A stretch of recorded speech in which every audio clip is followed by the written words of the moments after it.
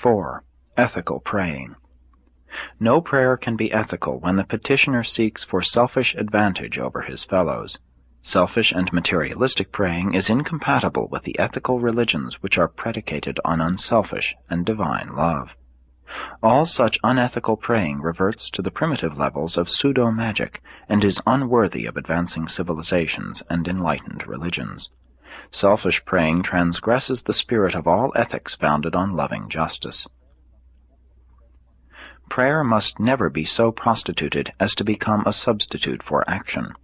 All ethical prayer is a stimulus to action and a guide to the progressive striving for idealistic goals of super-self attainment.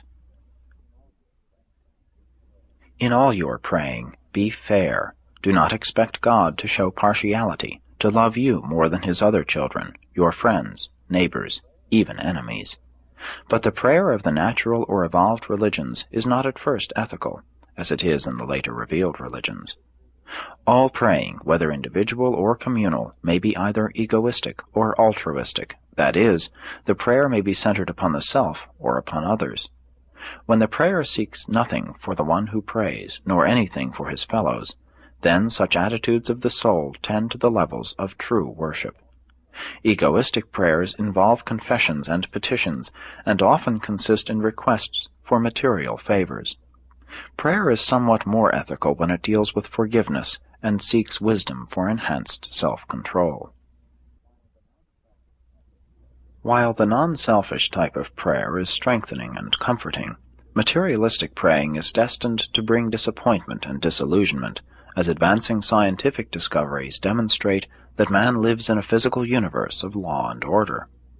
The childhood of an individual or a race is characterized by primitive, selfish, and materialistic praying, and to a certain extent all such petitions are efficacious in that they unvaryingly lead to those efforts and exertions which are contributory to achieving the answers to such prayers.